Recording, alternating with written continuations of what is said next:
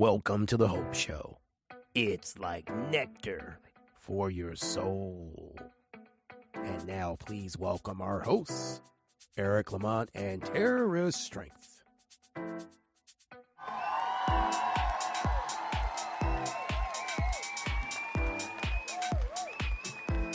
Yeah, buddy. Yeah, buddy. I just want you to know that we've been doing shows long enough to start shows when it's dark outside and now starting shows at the same time when it's light outside, right? How So, hello, about that? everybody. Welcome. Wishing you peace and love. Welcome to the Hope Show, where Socratic Scourge meets the metaphysical truth. The purpose of the Hope Show is to help you find truth and clarity in your life. Each show, we invite the Hope Show family, that's you, to explore life challenges, difficulties, toxic relationships, lessons from previous lives, etc., in hopes of helping all of us heal a little each day. I'm Eric Lamont. I'm your co-host, along with the metaphysical cheat code. If metaphysics was a video game, he would be the cheat code. He's the Black Mamba of energy understanding and The Black Mamba. Oh my God, they're getting worse and worse. and the captain of spiritual destiny. And I guess that makes me Tennille. His name is Terrence. I see the resemblance. What up, Dr. Lamont? What up? Doing? Listen, we got so much feedback from the last show, and we left so much on the discussion room floor that we're doing a part 2 of the show. I cheated, you cheated. What's the big deal? Before we get started, tonight's show is brought to you by votebrother.org and the Democracy Headquarters, www.democracyheadquarters.com, and by Smart Tech, digitalagency.com. Grow your business and your brand with Smart Tech. If you want to comment, participate, email us at thehopeshowcomments@gmail.com. We will check it out. We got some emails in between shows, Mr. Strength, and I'm going to read some of those later. We got hold on. Before we start with all of that, okay? First, you can pull out the blade. Now, I'm not pulling out the blade, okay? The blade is on hold for time being. I may need to pull it out. but let's give a shout out to you and your daughter graduating, your beautiful daughter who took Congratulations. We call her, she got a nickname, Snickerdoodle. Yeah, Snickerdoodle. Years ago. Yeah, I want to say congratulations to that. You got to be the I want you to know that. You know I'm not a very emotional guy because I'm very scientific, but I was very emotional about that all weekend. I typically only cry at triumph, human triumph. I don't usually cry over sad things, and that was one of the ones where I was a little misty eyed as I drove back from where she's located, listening to some Bruce Springsteen. You know, Bruce writes those great American songs about American life. He does. And so I was a little misty eyed. Yeah. So shout out to Snickerdoodle. Big congratulations. Yes, big congratulations to that. Shout out to having warmer weather. And so just happy to be here and be in a space where we can have these discussions and laugh, and hopefully our listener audience gets some kernels of information that they may be able to use one way or another, right? Yeah. So I want to make sure we get this right today. So I'm going to talk a little bit. I'm just going to read real quick, kind of the concept of this episode, just to make sure we don't leave anything on the floor today. Part 2 of the cheating episode challenges deeply held beliefs about monogamy, marriage, infidelity by examining what might be behind cheating, what might be behind monogamy, can't even say the word, and metaphysical perspectives. We're going to challenge some things, and we're going to talk a little bit about what's natural and what may not be natural. And so there's a content warning, for some people, this topic might be a little more challenging than others. So, Terrence, the big thing that has kind of become the defining factor in a lot of relationships is whether or not someone is capable of being faithful and avoiding infidelity.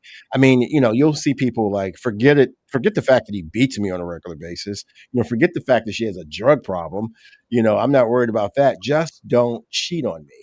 And we've gotten to a point in society where cheating, if someone cheats, if a man cheats on a woman, for example, it's almost more shameful for her if she decides to stay with him. Like, it's a different world than it used to be. And that's kind of how we view that thing. So this is clearly something that's very serious in society and is at the forefront of every relationship. Like, did he cheat? Did you not cheat? Right? It's different from when we were growing up, don't you think? It seems like it's a little bit more. Yeah. So, okay. So you know, I come from the metaphysical perspective a little bit on this, and you're the scientific, and it's great.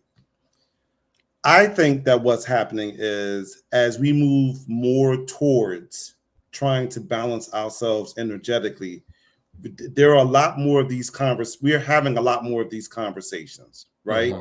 Because you've heard me.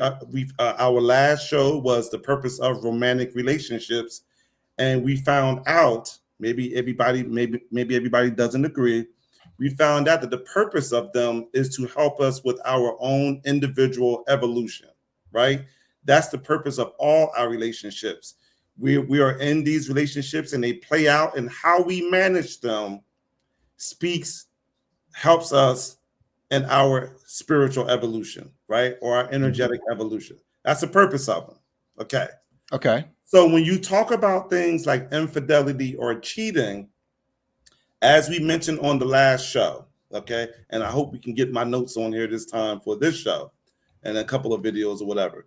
On the last show, we talked about the fact that because of patriarchy, right? For example, what you hear men say, well, I don't think that we're meant to be monogamous. That in and of itself is not a problem, right? Okay.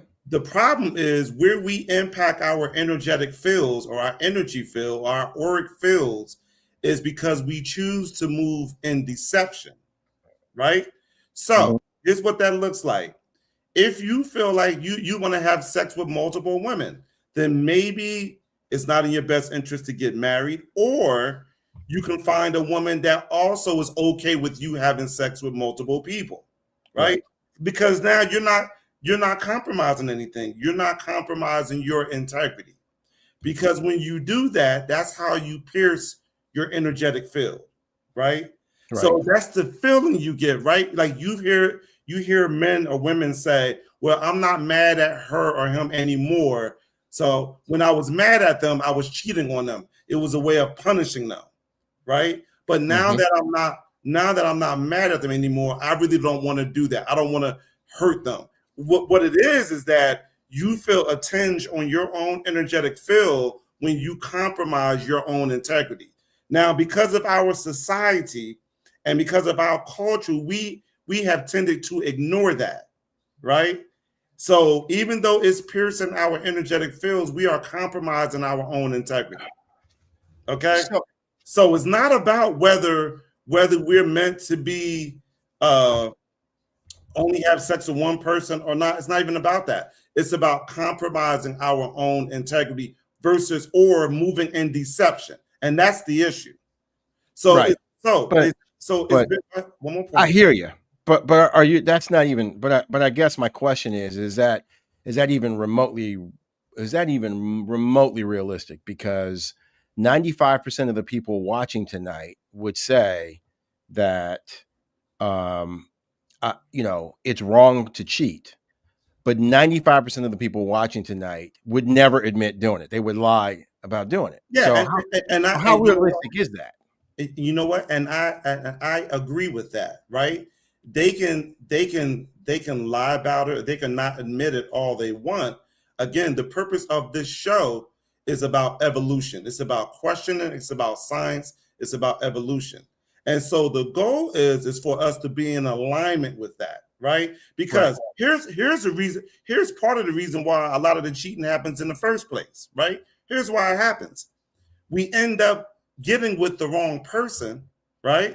And because we're not picking people energetically. So energetically, we don't know who we are, right? And if we don't know who we are, then how can I know who this person is? So first of all, we're aligning ourselves with the wrong people, right? And so then so of course it makes itself known once we get married after a while. Then here come all the shenanigans because we're not aligned in the first place because of culture, because of where our society is. We don't take the time to really know who we are energetically. It's all about superficial things. Well, what happens in romantic relationships, the chickens invariably come home to roost. Now you're with this person, they're not the fit, it's all their fault. It's never our fault. It's their fault. And of course, the answer is infidelity, right? So that we can go cheat with somebody else who's not a match for us energetically, and so forth and so forth. So what I'm saying is the goal is alignment, right? The goal is to understand ourselves better.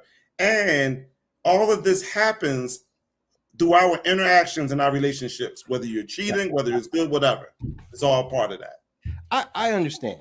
Let me push back a little bit. Please. That all makes sense.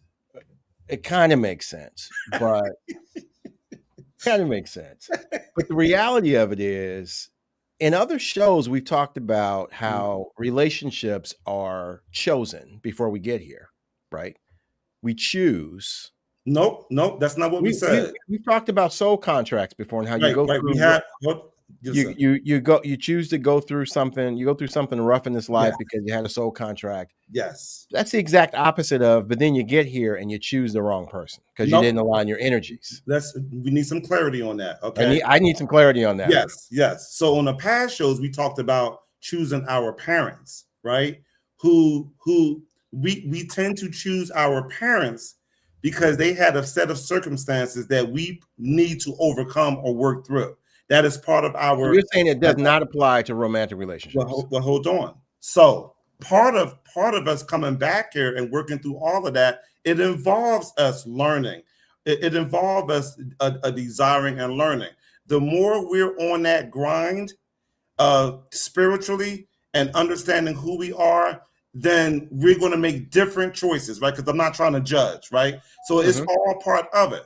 The reason why we're having these shows, right, is to help people with that, right? We're trying to provide information to help people to say, you know, I need to look at this thing differently. Like, for example, it was my son that wanted us to do this show. You know why? Because he's out here dating. He kind of wants a compass on what he's doing out here. And he is right. He is right to be concerned about what's going on out here and wanting some guidance. So we're doing this. Just trying to throw all the sisters under the bus. But it's not their fault. It's not their fault. Because of energy, we attract wherever we are, that's what we're going to attract. Right. So let me ask you a question. So what counts as cheating? Based on everything that you said, like what counts as cheating? Anything that sends you down the path where you compromise your own integrity with your significant other, girlfriend, boyfriend, husband, wife, spouse, or whatever. If you know that if you're doing something like that where you betray them or break their confidence in you, then that's what it is. Right. So now we've taken cheating and infidelity from this narrow definition. Like, let's be real, 50, 60 years ago, the only concept of cheating or finding out that someone might have cheated is, a husband came home with lipstick on his collar. Maybe just 70 years ago, a husband came home with lipstick on his collar, right, and maybe smelled a little bit about perfume, and the wife or girlfriend would fill in the gaps, right? Mm-hmm. Right. So now we have it where cheating could constitute, being on dating nights, dating sites, in a clandestine way, or, texting somebody 3,000 times, having conversations with people, even though you're in different cities, all of that stuff, exchanging news, like all of that stuff qualifies as cheating. So it seems like we live in a time now where it is way easier to cheat, right? Absolutely. And way easier to get caught cheating because of all the evidence that we leave, right? So here's what I'm saying. So and you raise a good point. I mean, certainly these things are happening today, and they're happening at a high clip, right? So it goes back to what I said earlier. We are not doing the work on ourselves, right? We're not. And so part of that is many of us are seeking, we need a lot of validation, right? And we use it that way because we aren't healing, and that invariably gets us in trouble. That is all a part of us learning in this realm down here, right? It's all a part of it. Going to therapy. I mean, I've heard you talk about how much therapy has done for you. I know it's done. I mean, it's essential for me. You know what I'm saying? Because I get in all types of trouble. Hey, I So doubled up on my therapy sessions. I was like, how exactly, much is this okay. costing me? Let's double it. Yeah, you know, exactly. Because you recognize the fact that it helps you to deal with your own crap, and that's less crap that your significant other has to deal with or your kids have to Yeah. deal with. It's one of the most responsible things you can do, right? Go ahead. So yeah, so my question then, I mean, we say it's much easier to cheat now than it has ever been. I think it is. And now it is shameful to stay with the person. You know, which means that, you know, divorce rates, you know, for the past several decades have been high. So why do people do it, right? So we've got some videos, and I wanted to introduce Esther Perel. I'm assuming you can see that. Yes. Is it coming on the big I'm going to screen? blow it up. Yeah, I'm going to blow it up. Can you see it? I see it. I see it on a small screen. Yes. Okay. All right. Let's see if we can change the view here.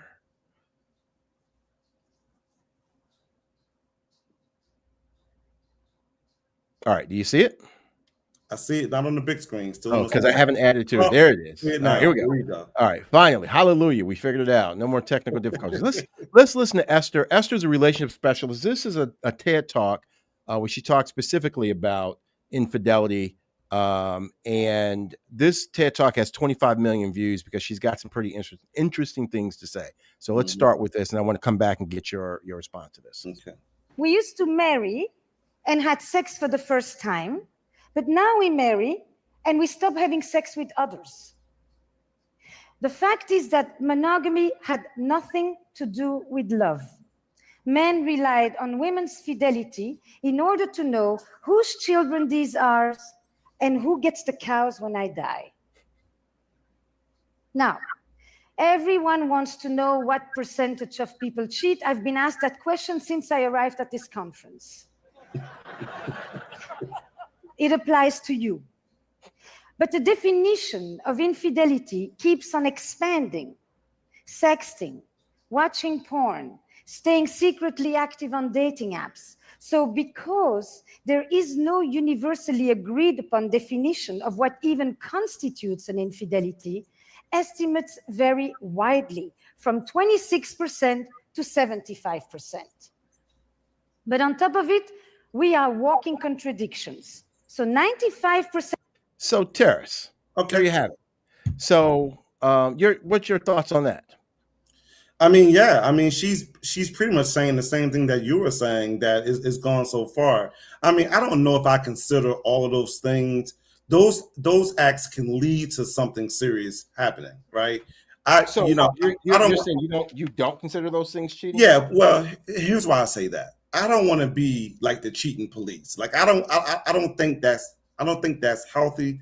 I just think that we should put ourselves in a better situation to know who we're linking up with, to take our time and to know ourselves. I'd rather encourage that and try not to do anything where you compromise your own integrity. I mean, because that's really what it's about. And we know it. We know when we're doing that, right?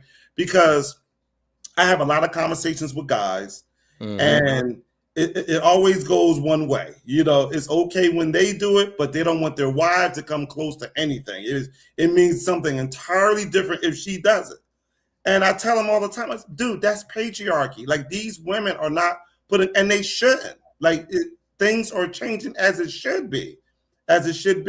And so for all the men who say, you know, we're not meant to be monogamous or whatever, it seems to only apply to them. It does not apply to the women. The thought of their wives sleeping with multiple guys while they're married. I mean, hell, here's what's interesting to me, Eric. We don't even want to date women if we think they sleep with multiple guys, right? I mean, we come into it and we're sleeping with multiple women, right? And it's not a big deal. We say that's what men do, right? And I get that. I'm cool, right? But we look for women who are not sleeping with multiple guys. So it starts even when we're dating. Like, there are different rules for them and different rules for us. And what I'm saying is, it's now moving towards, you know, more women are saying, no, I don't want somebody doing that. I don't want that. And that's good. Go ahead. Yeah, go ahead. I'm listening. So it's just funny to me, where the reality is, there are women who want to sleep with as many men and maybe even women as the guys do. But the majority of guys, I don't have the numbers on that, they don't want a woman like that. They'd rather take a woman who's not doing that and then take her to the clubs where they do swinging and stuff like that. But they don't want her to be that woman. And there are women that are constituted that way, just like men. Right. But men don't go for them. So my thing is, if you believe, I'm just raising a philosophical conversation, because we have all these contradictions, and just because we're comfortable with them doesn't mean they're comfortable for everybody, and the effects of that are catastrophic, usually at the hands of women. And I'm just bringing it up, So I mean, there are women that want to sleep with as many guys as you want to sleep with women, and we're not looking for them because they're going to be called a hoe. Okay, she's a hoe if she does it. We're just a virile man. We're just a man if we do it. Yeah, and it goes back to patriarchy. That's all. But does that come from patriarchy, or does that come from biology? Because the way we are designed is to make sure that we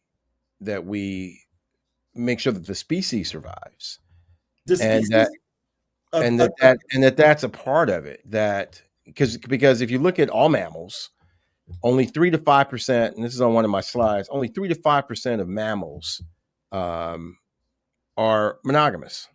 That's a scientific fact, right? And we like to pretend like we're supposed to be monogamous, and it's this big thing if we're not. But the reality of it is, first of all, we're a little bit more evolved than animals. Animals tend to be under a soul group. Yeah, define evolved. We're bombing Israel. We're bombing Iran to hell. That's a very good point. Define evolved. There's no need to be mean. Ukraine is under constant attack from Russia. People are dying in Africa because we've taken aid away from USAID. So tell me how we are evolved. Well, you got me there. You got me there. Okay. No need to be mean. Okay. Yeah, I think the concept of human evolution is one that's greatly overstated. You're right about that. So you're right about that. Especially when we take it, when we take it back to what we're talking about in terms of fidelity. I found a stat here, and this was in Psychology Today. Given that 80% of early human societies were polygamous, why do later populations become largely monogamous? Right? There is no science to it. Right? There's no science answer. I searched for a science answer. One of the beliefs is that it requires two parents to successfully raise a child or an offspring, and so the concept of monogamy kind of evolved from that. But only 3 to 5% of mammals are strictly monogamous, and so we talk about evolution.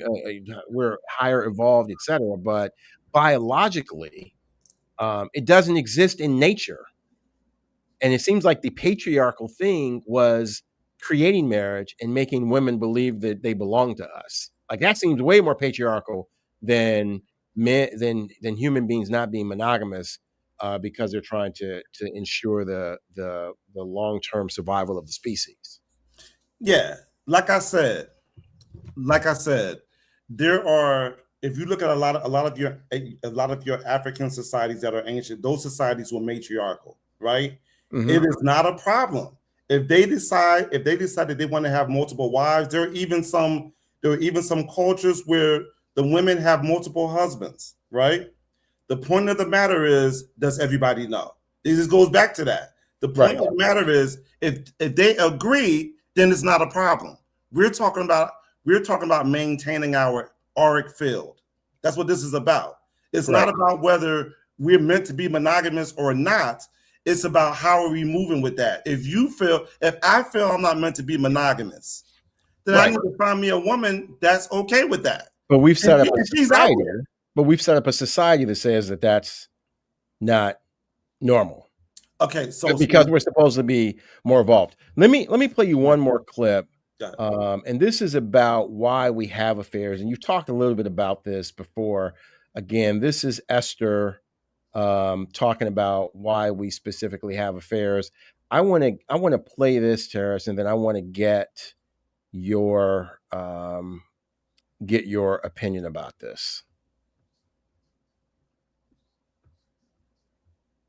So if we can divorce, why do we still have affairs? Now, typical assumption is that if someone cheats, either there's something wrong in your relationship or wrong with you. But millions of people can't all be pathological. The logic goes like this. If you have everything you need at home, then there is no need to go looking elsewhere. Assuming that there is such a thing as a perfect marriage that will inoculate us against wanderlust. But what if passion has a finite shelf life? What if there are things that even a good relationship can never provide? If even happy people cheat, what is it about?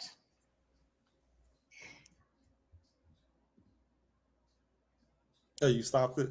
Yeah. What say you? Like I said, when I hear speeches like that, it's just us trying to manage our lives. Like we're just trying to find a way to manage a lot of the things that we aren't doing that we've come back here to do and work on. You know, and so I understand. It makes sense. I don't even disagree with her. I mean, I don't disagree with her. But the reality is, just like I was just telling somebody, when we come back here, it's an individual sport, and it's about what you're learning, and it's about you working on what you came back here to work on energetically. That's what it's about. So she's saying that, and I'm going to play another clip in a second. She's saying that you can be in the perfect relationship and still cheat, right? And so metaphysically, what is that saying? Yeah, I mean, first of all, if you're in a relationship where you are violating each other's trust, that is not a perfect relationship. Okay, we can call it whatever. Well, I'm saying it was a perfect relationship before you violated the trust. Right. So here's what I'm saying. It's not a relationship that I want to be in, right? It's probably not a relationship that you want to be in. That's all I'm saying. If I feel like I have to violate my partner's trust, right?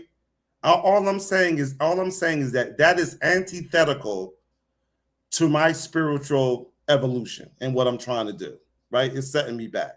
Now, do we do things? Absolutely, all over the place. I mean, we smacking each other. I mean, you name it. We make mistakes all the time in our relationship. Do not condone violence on the Hope Show. I'm not condoning violence. Okay, I'm just saying that. Unless it's Notre Dame beating up on Alabama. Like things happen in these relationships. Is all I'm saying. Okay, all types of things happen. The goal is for us to move towards balance. Okay, you say that. Now I'm going to share. I keep going back to Esther because there's some nuggets here. Then I want to introduce somebody else to the conversation.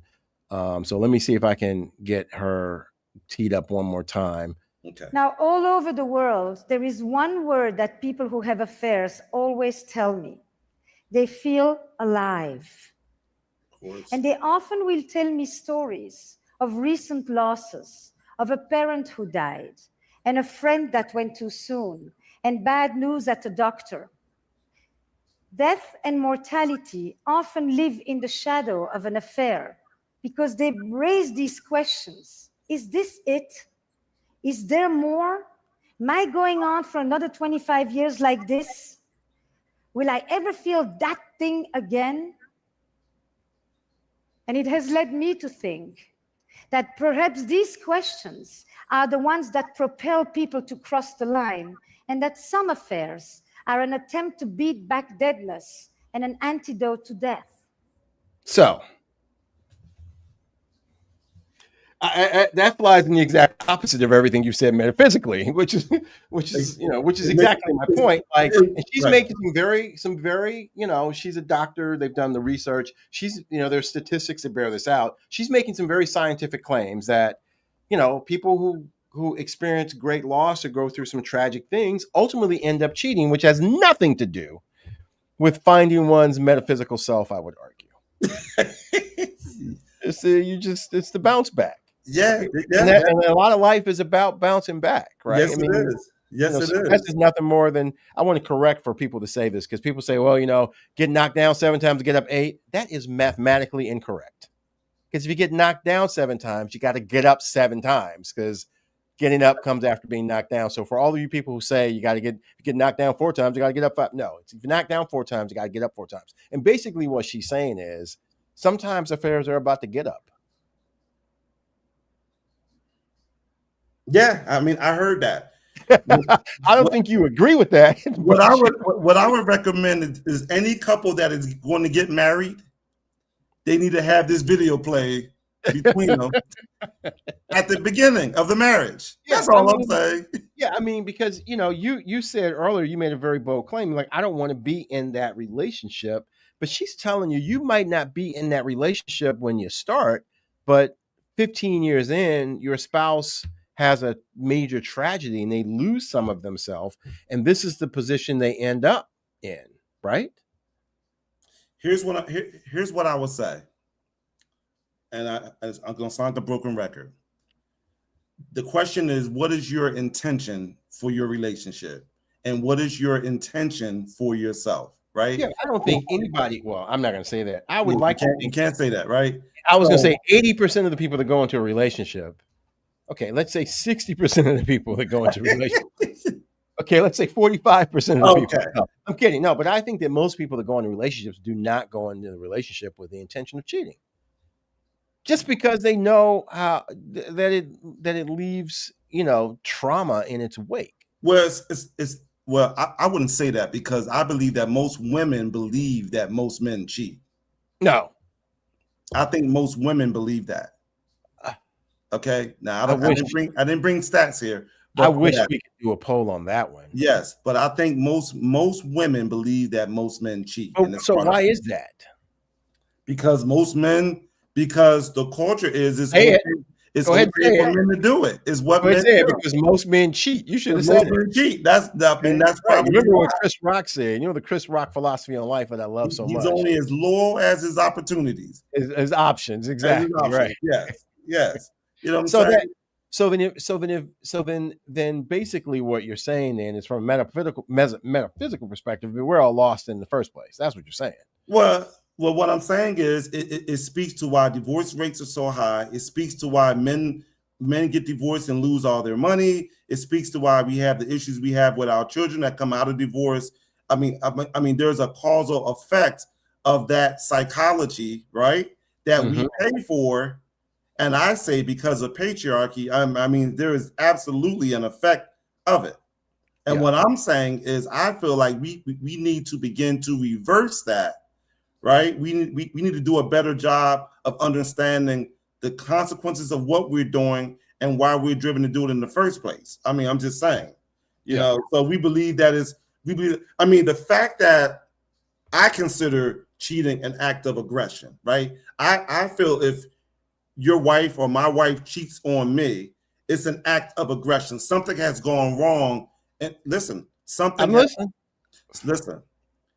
If she does it and I don't know, right, or it's behind my back, right? If it's moving in deception and I don't know, then something is going amiss in our relationship. There it is. And absolutely. Right. I'm gonna disagree and say it doesn't have to be going here. Let's let Esther answer this one. Okay, go ahead. You can. She's all on the screen. All right, here we go. And contrary to what you may think, affairs are way less about sex and a lot more about desire. Desire for attention, desire to feel special, desire to feel important. And the very structure of an affair, the fact that you can never have your lover, keeps you wanting. That in itself is a desire machine, because the incompleteness, the ambiguity keeps you wanting that which you can't have. Now, some of you probably think that affairs don't happen in open relationships, but they do. First of all, the conversation about monogamy is not the same as the conversation about infidelity. But the fact is that it seems that even when we have the freedom to have other sexual partners, we still seem to be lured by the power of the forbidden. That if we do that which we are not supposed to do, then we feel like we're really doing what we want to. It makes sense. That makes sense to me. She's saying exactly what I'm saying. She actually made your point. I Which made my point. means I clearly teed up the wrong video. I can agree. I can agree more. She made my I'm point. gonna have Like, to edit that out in the post. Dropping another video. yeah, I mean that's the point. Is you know, and what Also we messy and complicated. thank you, Eric. Just like I said, I tell everybody how brilliant you are, You even got when it's the unconsciously. Even when it's unconsciously. Black Right? Mamba. I'm sorry, I'm talking over you. The Black Mamba Metaphysical just choked me out right here on YouTube. Not at all, brother. Thank you. Listen, you just made my point. Yeah, I mean, I could have said any better than what she said. Right? It's about if I'm doing it, and I'm not trying to judge. If I'm doing it, it's about work that I need to do on myself. You know, I can have the best wife in the world. I picked her, beautiful children. You know. Yeah, and I guess if you, even if it doesn't remove, even if you lost a parent and you're in a dark spot, Absolutely. it still doesn't remove the fact that it's probably some work you have to make. Absolutely. In your own life. So Right. I'm going to show one more video that's a different person. I know you've got some slides I want to get up to make sure we dive into more of the metaphysical answers about all of this. Right. I've been ribbing you, but I know that the stuff you have is powerful and I want to make sure we get it up. And then I've got questions. We've got, I think, 5 or 6 emails that we received from people that want us to ask these questions on the air. So Okay. I'm going to tee up one more video if I can get to it. I'm going to remove her from the screen. Give me 1 second. So, you know, I totally get it. I completely understand exactly what you're saying about the need to work on yourself. I think it's oversimplified a bit because I do believe that infidelity and cheating and relationships are way more complicated than simply, you know, trying Well, to having the need to work on something. Yeah, they are. They are. Yeah. But let me play this guy for you. What is the relationship science perspective on humans' set point mating system? Are we monogamous? Are we serially monogamous? Are we monogamish? Are we polygynous? What do you think? Yeah, it's a good question. I think we're creatures that attach, right? I'm very careful in the book not to talk about monogamy, right? Having one sex partner, because I think it's like a little bit of a distraction. So we're creatures who attach and we form attachment bonds. Okay. When it comes to sex specifically, I describe us as serial monogamous in the sense that we often move from partner to partner. I think you can design a system that allows for attachments between people and also allows sex with multiple people, right? I think you can look at contemporary polyamorous communities and make a case that, like, hey, here's a situation where I'm attached to you and I have sex with you, and I'm also attached to this person and I have sex with this person, and these relationships don't threaten each other. Humans are some humans. It's a fucking rare breed, dude. No. I totally get it, because a lot of times when you're attached to somebody, you want to feel special, and many times feeling special means they want to have sex with me and they only want to have sex with me. Yeah. But yes, I do think of humans as creatures. We form serial relationships over time. If we want to sort of put ourselves in the serial monogamy bucket, that makes sense. But I really think attachment is the key thing. Like, we have to have attachments in our lives, whether they're romantic or not, or we just completely fall apart. So it would suggest that some of these pro-relationship biases have a life cycle to them and they sort of build and then wane over time.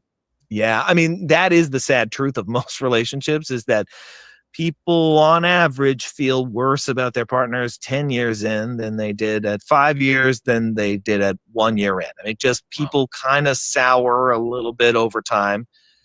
But it's not true for everybody. In fact, probably a good chunk, maybe even the majority of relationships, people start high and stay high over time. But yeah, I think he was trying to clean that up after he basically said that after 10 years, you're going to hate that mofo. Right? He clearly was trying to clean that up because he's got to sell books. Right? He did a complete about face on that. Did you see that? Yes, yes. But he raises a very good point, and the point being that maybe we are serial monogamous. Like it's not the intention is that biologically we are not supposed to mate for life. It's just that we're not supposed to mate with multiple people at the same time, right? And I guess that's what he's saying. And I personally have never wrapped my head around saying I do marry you for better or for worse, getting a divorce, saying I do marry you for the rest of my life for better or worse, a second time, getting a divorce, saying I do want to marry you for better. I can't wrap my head around. Like I've always said, I get divorced, it's it. Like I don't want to. I'm never right. But a lot of people do it, and it goes back to the same things. They're not, and I'm just saying this on the Hope Show. They're not doing the work on themselves because it's not about the other person. Anybody got time for that? And you know what? You're right. What am I thinking? You know what I'm saying? Come on, man. Yeah, the Knicks are in the finals. So come on, and Wemby. That's right. Come on, dude. Who's got time to work on themselves? I listen. Like I said, we're doing this show because a young man asked us to do this show. So, and we're all we're doing is screwing him up. Now he's more jacked up than ever. He's like, I got no answers. Thanks, guys. All right, so to that end. The metaphysical meanings, if you're ready to slide into infidelity as the energetic fracture that disrupts the sacred flow of life. And I guess what you're saying, if I understand you correctly, what you're basically saying is you're not saying that, hey, we are or are not meant to mate for life. Because that's always been my argument. Exactly. What you're saying is if you're not going to mate for life, even if you're going to mate with somebody for 5 years or 5 months, just be honest about what you're doing. And the cheating is because you're just not being honest, right? Exactly. Yeah. Exactly. Okay. And the question is, what is it about that relationship where you don't have a problem violating the other person's trust that you say you love? Like that's all. What is like. That's what pierces our veil. So did you ever play football, Terrence? Yes. Did you ever play organized football? No. Yeah. I don't know. So all I'm saying is, what'd you say? Are you crazy? I'm just saying, as somebody who played organized football, I'm just saying that your philosophy is inconsistent with how life goes. Seriously. Well, listen. You ever think about rock stars? Like, think about rock stars. You're just, it's inconsistent. It's not realistic. Here's what I'm saying. I want to say one last thing. I am amazed at the number of NBA wives who sue their husbands for divorce after they've been married for 4 years and act as if they're surprised that their husband, who made $35 million a year, and part of his job is to travel to 29 other cities where there are other women who want to wait for NBA ball players, somehow manage to cheat. Here's my response to that. If those women had tried to choose someone that they were truly energetically in alignment with and not someone who was just rich, then maybe they would be in a situation where they didn't have to get a divorce. Yeah. Maybe their husband. All I'm saying to you is that the woman may have chosen someone who was energetically matched with her, and the guy may have chosen someone who was energetically matched with him. But when you travel to 29 cities, making $35 million a year, I don't care how energetically matched you are, you're being unrealistic about the possibility for fidelity. Let me make this point. My mother told me when I was, my mother, I don't know how old I was, but my mom was talking about how out of control and wild NBA ball players are because she had heard some stories. And I explained to my mom, I was like, Mom, they're 25 years old. They have tens of millions of dollars in their bank account. They're young, they're in shape, you know, that comes with a certain look. I'm like, of course they're going to be wild. I was wild when I was 21 and I was broke. Like, come on, like young guys, that's what young guys do. It's just what young guys do. And so part of me says that I would much rather us just be realistic about the wiring and the biology of men and some women and just be honest about it than to pretend like I got to be energetically matched with you or else I'm probably going to, no. I don't care how energetically matched you are.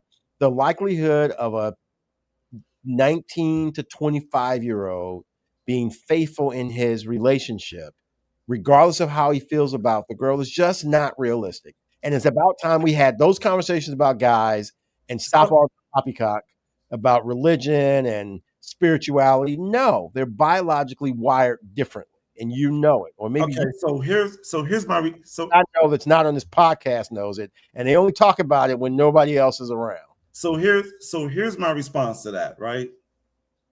So even though I may agree with you, right? Even though I may agree with you, I may agree that young men keep filthy rooms, right? That's part of what boys do. Right? I don't agree with that. That's not biological. That's training. All the young boys in my life, the rooms were filled. Yeah, that's training. That's not biology. Listen, okay. So you go in there, you catch something. Yeah. We still teach them how to clean their rooms, right? Because the goal, the intention is for us to figure it out, is for us to have healthy families, is for us to have healthy young men. And I'm not saying because they're having sex here, they're totally unhealthy, right? There's a portion of them that believe that behavior is okay and it becomes unhealthy. We know that. The stats bear that out, right? Because a whole bunch of them are losing money and everything else, okay? So our job as older men, I feel, or on the Hope Show, is to talk about what it's really about. We can know, because everybody talks about what's real. What's real is what we create. If you look at what we're creating right now in our society, it's really bad. Okay? We have a president in office we don't like. Many of us are in relationships that we don't like. There's plenty of real to go around. Jobs that we don't like, gas prices that we don't like. Gas prices we don't like. And the question is, how do we get there? You know how we got there?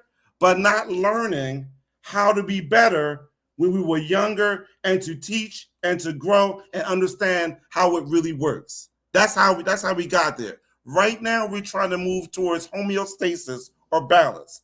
And this is all part of that conversation. So I'm not going to freak out if my son has sex here or there or whatever. I'm not. First of all, you won't know because he's not going to tell you. Right, and he may not. What I will do is try to teach him what goes on metaphysically, how the ancients did it, how important energy is, because that's what you live with. I think that's all real. And what I'm saying in response to that is you can teach him all of that. It's still his life. And you can teach him all of that. This is life. And he's gonna see some girl who's wearing just the right outfit, and all of that poppycock's gonna go out of the window because of biology. And you know what? And you know what? You might be right? You might be right. But I am doing what I'm supposed to be doing. Oh, I agree with you. The message out there. You are doing because remember, it was my son that asked us to do this show. Yeah. I mean, listen, I am proud of knowing that my son is not who I was at his age. Not even close. Sometimes I look at him, I'm like, who are you? Like, where'd you come from? Because he is the exact opposite of what I was at his age with respect to that. You want that right? bad, Eric. I mean, yes, listen, my mother told me, my mother did her job. She did, what you said. My mother told me when I went off to college, she said, Eric, don't ever lay your body next to anyone that you would not be willing to spend the rest of your life with. In other words, take it seriously. Very wise advice. And I'm telling you, Terrence, I left Gary, Indiana, and went to Philadelphia, and I practiced and lived that for a good 3 days. Like that was it. And you know what? I want to piggyback on what you're saying before we start talking about this stuff. I want to piggyback because when I think about it, my son knows 3 to 4 times more than what I knew when I was his age. Mm-hmm. Okay, it's not even close. I mean, he knows way more, but ultimately, it's up to him what he's going to do with that information. Okay. Because my intention is for him to understand how to create the reality that he wants for my son, for your son, and for other young men that are listening that we may not know, is to help us to create the reality that we want. Because for sure, we are creators. Okay, we're creating it whether we realize it or not. Yeah. The question is how far do we want to take it? Okay. Yeah. So when people talk to me about keeping it real, we got plenty of stats and evidence on what's really happening right now. And the question is, how did we get there? How did we get there? It certainly we didn't get there from talking about auric fields, that's for sure. Yeah. Okay. But anyway, very quickly, I want to go over some of the metaphysical meanings. So metaphysically, infidelity is understood as an energetic fracture that disrupts the sacred flow of life force between 2 individuals. It is seen as more than a physical act. It is a profound misalignment of the soul's integrity and a breach of energetic boundaries. Now, when we're out meeting men and women, if we understood this, maybe we pick differently. I don't understand it now. What the hell are you talking about? Like, you know, we're going to go further into it, okay?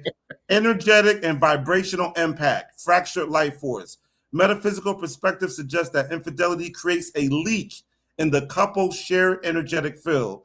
This can lead to a tangible decline in other areas of life, such as financial flow, physical vitality, and creative energy. Another thing that happened is energetic imprints. Every intimate encounter is viewed as an exchange of vibrations. In cases of infidelity, the unfaithful partner brings the energetic imprint of a third party back into the primary relationship, which can cloud intuition and create emotional distance.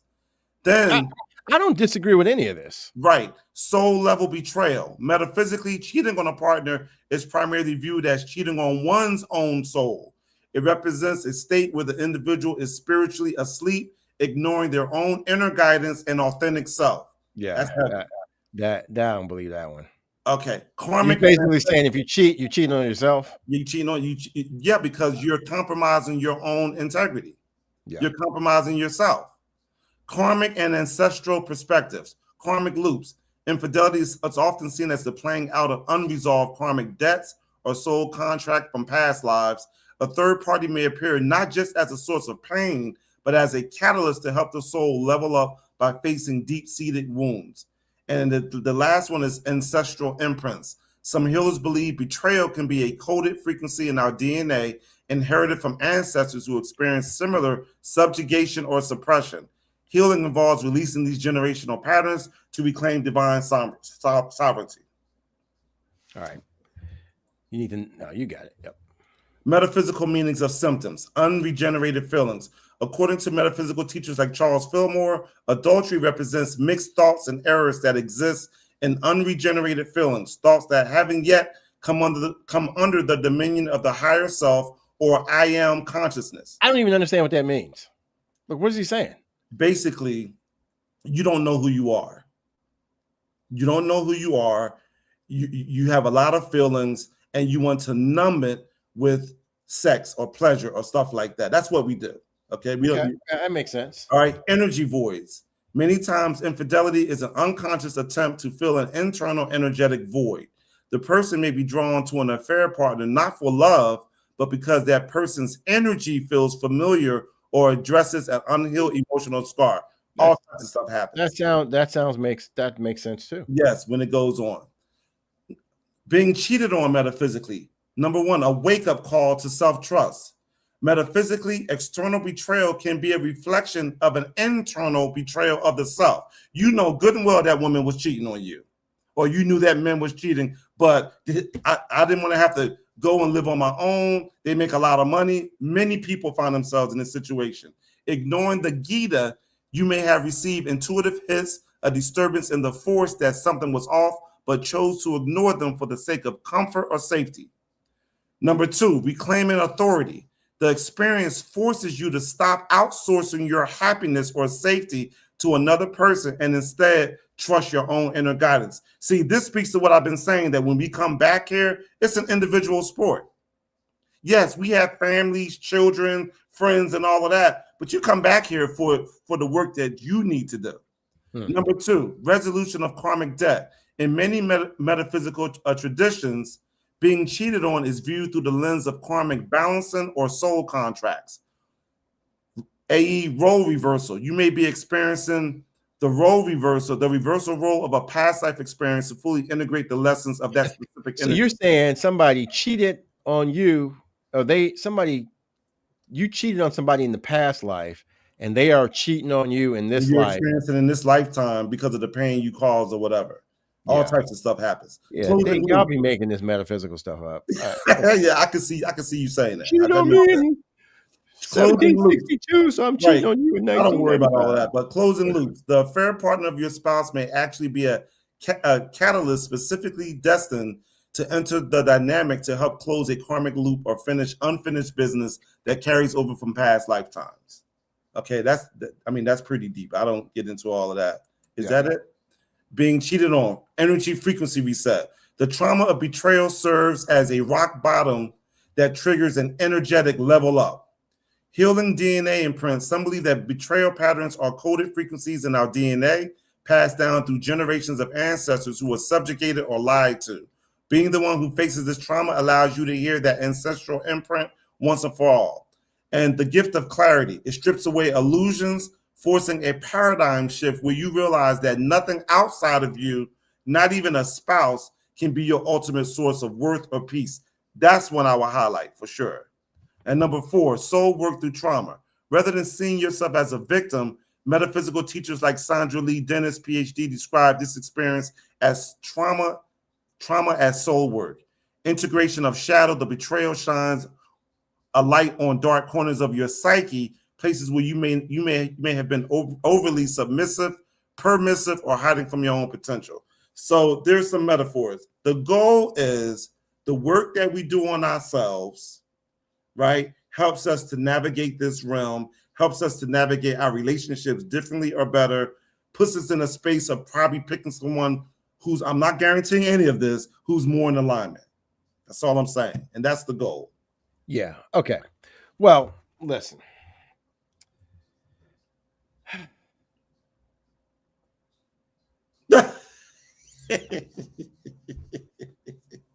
You know what that is, right?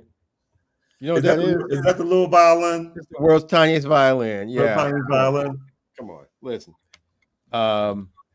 Well, we have some people that wanted to ask some questions, right? And so I'm gonna ask these questions. I'm gonna throw them out there for you. We've got like 5 or 6 of them real quick before we wrap up. Do we have anybody call in tonight, Eric? No, I have been looking at emails, and so some of these have come in through email. Okay. Right. So this question came in. It actually came in. This first question came in at the end of the last show. Okay. And we were on air, and I was not smart enough to look at the email. And it said, I want quote, and this is Karen from Reading, Pennsylvania. Hi, Karen. I want to ask my question. What if you have a loving and great sexual relationship with someone, and because of your distance, your relationship ends? A few years later, one of them gets married. When by chance you see each other again, the energy connection is still there. You have an affair. The energy connection is strong. Any thoughts on that? Wait a minute. Why is there an affair? Where did the affair come in? I mean, let me read it again. Okay. You have a loving and great relationship and sexual relationship with someone, and because of your distance, the relationship ends. Okay. Relationship ends. A few years later, one of those parties gets married. Oh. And then you reunite. And when you reunite, the energy connection is still there. Okay. As a result of that, you end up having an affair. the energy connection is strong. What are your thoughts on that? Yeah, that's literally the email from Karen from Reading. Yeah, that's attraction. You know, that's nothing more than attraction. Here's How my can you say it's attraction. You don't know them. Well, I'm just saying they're asking me. So, but I'm saying they're saying why. This was last week's show, so they even hear the whole thing about energy alignment. So we can't blame them. So this person said they were energy aligned before you even. They believe they're energy aligned. So my point is, they got separated because of circumstance. What were the circumstances? I don't know. It came through an email. They got separated. It said distance. They got separated because of distance. Okay. So could be a job transfer. Could be one graduated and went east, one graduated and went west, whatever it is. So are they asking that this is something deeper that they should go? They're asking you your opinion on that situation specifically. Okay, so here's my opinion. What are your thoughts? The energy connection is still strong. What are your thoughts on this whole thing based on everything you said? Yeah, it's attraction. It's physical. It's attraction. And here's why I say that. It's very simple why I say that. Because one of them went and got married. So first of all, my assumption is that this was before cell phones and all that stuff. Because back in the day, you could, it was hard to keep relationships back in the day. Right. So if energetically, if you met someone that's supposed to be your wife, a job, alien invasion, nothing's going to really stop that. If it's something powerful, listen. Come on, Terrence. Listen to what you're saying now. What you're saying is if you met someone who's supposed to be your wife, there are a lot of people who are not supposed to be your wife to get married. Hold on. Got you. Hold on. Give me something. It's attraction. Okay. It's attraction. And apparently one of the people got married. Okay. So if it was really powerful in that way, then why would they get married? Because they had no way of contacting the other person. They didn't have the internet back in the day. What's this? They didn't have the internet. What is this? 1832? Like, what are you talking about? The internet has come about in our. The internet's come about in our adult life. We don't need the internet, Eric. How many? Before Facebook came along, was it possible for you to find somebody you went to college with? Huh? This is not 1864. Okay, listen. Let me explain something. Hold on. Let me explain something to you. Can I share a story? It's a personal story. I'm going to share it. Put it on air, right? Okay. I ran into a person. I'm talking about me that apparently that I was connected to in my past life. Right now, I'm a metaphysical guy. Right now, I had never experienced this before. Here's what I'm going to tell you about that. Right, and it wasn't even good, but apparently we were together. We crossed paths in this lifetime. When I got near this person, I felt like I was on drugs. Okay. It was an energetic pull. I'm like, what is going on? It was power. It was scary. Okay. It was scary, powerful. Okay. And I didn't even like the person. Right. I didn't even like the person. So you saw her and you just got like if I got around her, I felt like I just wanted to marry her and be with her, and I didn't even like her. Now I cannot begin to tell you how confusing that was, not knowing what was going on. If it wasn't for Barbara, and you know the Barbara I'm talking about, if it wasn't for her, I didn't know what was going on. It was like the person had a spell on me, right? You were like, you saw her, and you were like, let's just get married, let's just be together. It was insane. And I had nothing to compare it to because I had never experienced that. And I'm sure many other people have experienced this. And now, sometimes we reconnect from past lives. We had a great relationship in the past life. We reconnect again. That dude is powerful. That's all I'm saying. Okay. Yeah. So I'm just saying, you asked my opinion. I'm giving you my opinion. Okay. A lot of it is attraction. That's why I'm saying I'm not trying to marginalize it. I'm just saying I don't mean to. Okay, I don't mean to offend anybody. Okay, I don't mean to do that. It sounds like the person is asking me, are they fated lovers or lovers, whatever? I'm like, it's attraction. Okay, because there is no way you're gonna let that person. That's what I'm saying. Is this the 1860s? I disagree. What are you talking about? Yeah, Job I and all. completely disagree because before 1995, before 1995, if you lost contact with somebody, they were gone. Period. That's just how it worked. Okay, There were no cell phones. You had a cell phone in your house, and not only did you have a cell phone in your house, you could only talk to one person at a time, because if you were on the phone, even if the other person had the number, when they called, they got a busy signal. Come on.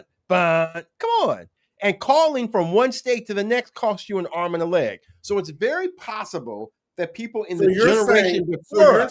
So what I hear you saying is that the money or the job determine whether we can be together or not, when we're both fated to be together. All I'm saying is that people back in the day got married to people who were directly in their purview. That's how it worked.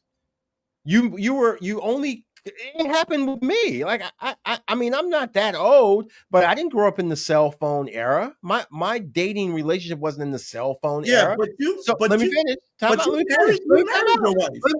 me finish. My point is people marry the people that they are in contact with. That's it. And so you either marry someone who you know because in your work circle or in your neighborhood or a cousin of a friend. That's how it worked back in the day. Eric, I'm not even disagreeing with you. I'm just saying that it's attraction. That's all I said. I'm saying it's attraction. I guess what I'm saying is, Karen, whoever you are, listen. What answer do you want me to say?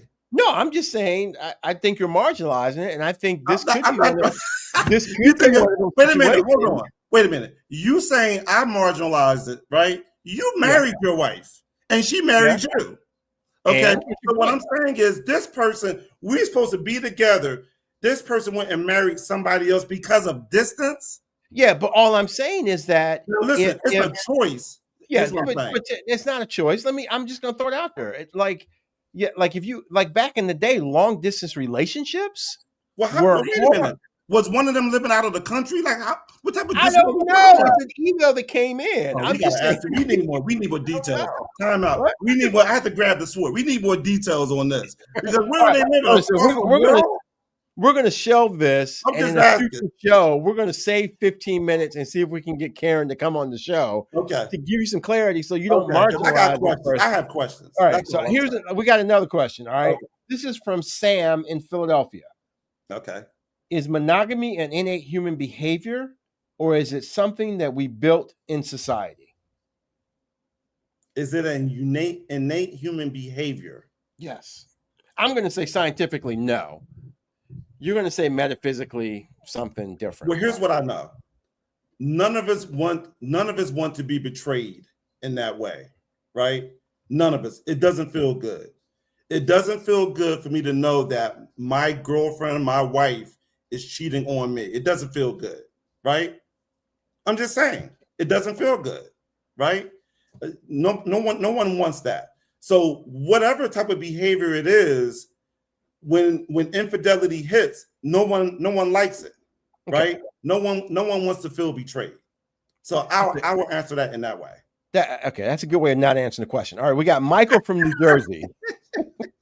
That's Mike you beat up on me on the first question. I'm like, all I said was it's attraction. It's a crime. All I'm saying, we want to go anyway. We'll go back to that. And in terms of my wife, she put on some toe shoes and started doing ballet in her father's living room. And there's no way I was going to say no to that because it was the most beautiful thing I'd ever seen. Smart woman. But if we had been on opposite coasts, I could have ended up married to somebody from Djibouti. That's all I'm saying. That's how it works. Because once you met your wife, you was gonna marry your wife. She's either coming with you or you was going there with her. That's my point. Okay. That's my point. That's all I'm saying. That's all right. We've got another question from Michael in New Jersey. And Michael asked the question: if my girl cheats on me with another girl, is that cheating? Huh. Interesting. What are his thoughts about what are his feelings about that? I don't know. He asked us. He's clearly trying to figure some stuff out. So technically it is, right? Because he used the word cheating. He said his girl cheated on him with another girl. So clearly he doesn't see it as a great thing, and he's just talking about his girl. He Yes. said cheating. Okay. Yes. So he feels violated by the betrayal of his trust or whatever. And so he answered his own question. You know what I'm saying? Yeah. And I guess it goes back to that whole betrayal thing. If if she comes to you and says, "Hey, I like women," Exactly, and you're okay with it, which there you go. Then it's most not guys cheating. will be. Right. Right. So, Okay. Jessica from Chicago. Shout out to Jessica in Chicago. Thank you for watching from the Midwest and 23 miles from where I grew up. okay. Whoa. All right, here we go. Here we go. I love sex. Here we go. Finally. My boyfriend has a micro penis, but I love him. Okay. What are my options? I don't want to leave him. Here's my answer for that. Okay. And only she can answer. Hopefully. First of all, Jessica, I'm sorry, but thank you for giving me the opportunity to use the word micro penis in a sentence.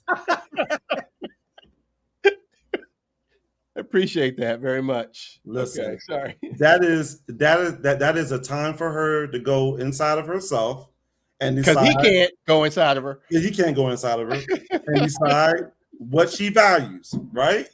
Right. So hopefully it's not all about sex, right? Now, I'm not saying that sex is not important. Maybe she's in the slower role, but this presents an opportunity for her to find out more about herself and what she values. Yeah. That's what it is. Jessica, find you a man with a bigger penis. That's my advice. Scientifically, it's not going to work. All right.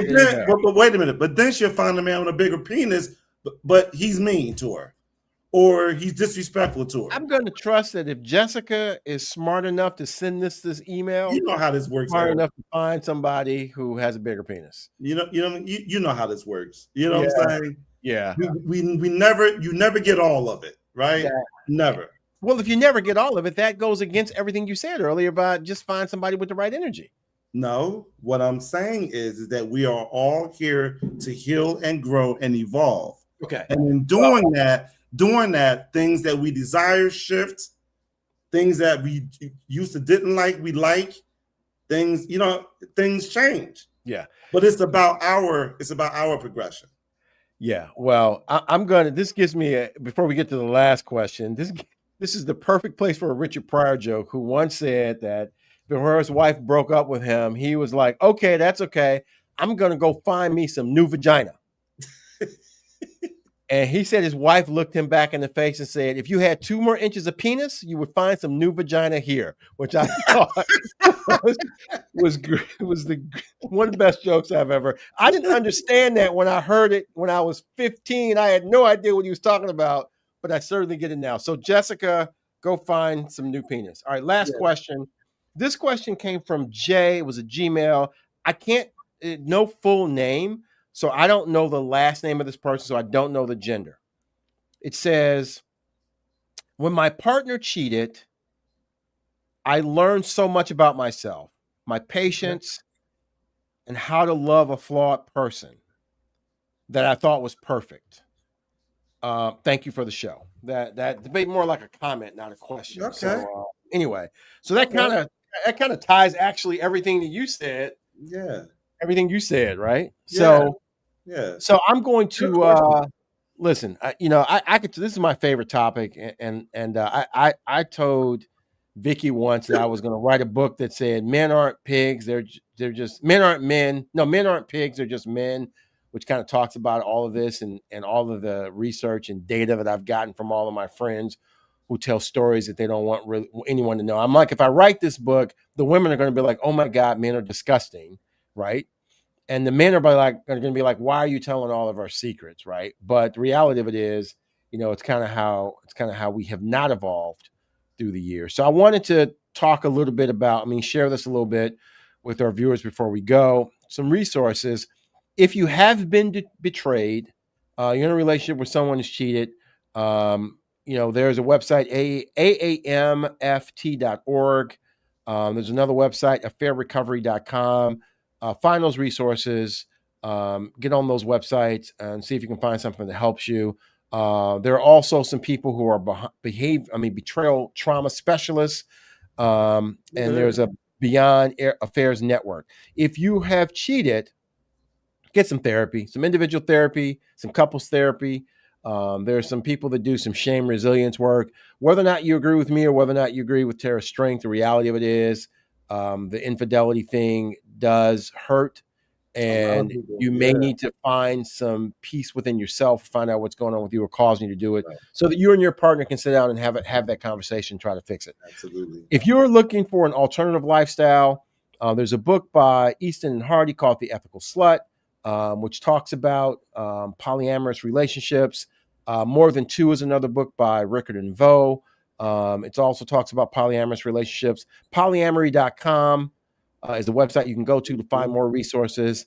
And there are also poly-friendly therapists.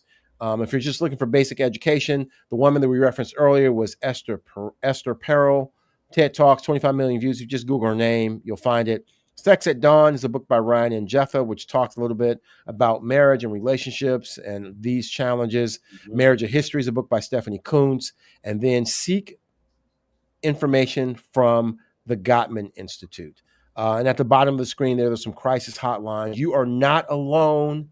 If you're going through this, Winston Churchill once said, if you're going through hell, keep going. You will get through it. So if you're going through this while you watch the show, thank you very much. Terrence, I'm going to assume you have a prayer for us. Do you? Yeah, I have the one that we have. Let me. Before you do the prayer, I got one more slide, then I'm going to turn it over to you. All right. These are some relationship goodies from the Hope Show. We don't like you to show up without us giving you something. So we are auctioning off a Stephen A. Smith hall pass, right? This hall pass is given to anyone who is dating someone that's Stephen A. Smith, or that reminds them of Stephen A. Smith. So if you look at your spouse, your mate, your partner, whatever, and you think it's Stephen A. Smith, we're going to give you this hall pass. And that's somebody. This man lives rent-free in your head for sure. He lives rent-free. Absolutely. I have actually carved out a little hole in my basement for him. And yes, I'm going to continue to do this until he calls me and tells me to shut the F up. So if your partner is an expert at everything, you get the hall pass. If your partner is politically lost, like this brother here, you get a hall pass. If your partner was not a great athlete, but finds ways to criticize all the great ones, you get a hall pass. If your partner thinks that MJ was better than Kareem, Magic, and LeBron, you get a hall pass. If he walks into a room with other stars and thinks he's the biggest star, you get a hall pass. And if he's just a loud talker, you get a hall pass. If this reminds you of your partner, we're going to give you the Stephen A. Smith hall pass. You are allowed to cheat. So have at it. And with that, I'm going to give you the floor and let you pray us away. Shameful. From all of this. I said this prayer on the last show, and I thought it was apropos for this show. Prayer for divine fidelity and unified heart, divine source, great mother and father of all that is, and the infinite light within me. I call upon the law of divine oneness to surround my romantic relationship. I ask that our bond be shielded in a pillar of violet light, transmuted from any shadows of doubt, restlessness, or disconnected desire. I affirm that my partner and I are anchored in sacred integrity. May our eyes see only the beauty and divinity in each other. May our hearts remain open and full, leaving no void for outside energies to enter or thrive. I am the guardian of my own heart. I release the need for external validation and find my wholeness within the divine. I am aligned with the frequency of truth. Let any thought of betrayal be dissolved before it takes root, replaced by a deeper craving for intimacy and soul-level connection. God, Goddess, grant us the clarity to communicate our needs with courage, the strength to honor our vows in every thought and action, and the wisdom to recognize that our union is a sacred mirror of your love. We are one in spirit, one in purpose, and one in devotion. And so it is. There it is. Dr. Lamont. Hey, anything else would be superfluous. Hey, man, it's been real. Always. Great show as always. Yeah, it's good talking to you. Good seeing you. And to all of our Hope Show family, like if you're out there cheating, Terrace is saying at the very least, just be honest about it. And if somebody is out there cheating on you, God bless you. You guys figure it out. Yes. All right. Tell All somebody right. you love them. Tell somebody you love them. Give them a hug. Yes. All right, Mr. Strength. Good to see you. Hope your family. We'll see you next time. Take care. All right. Take it easy.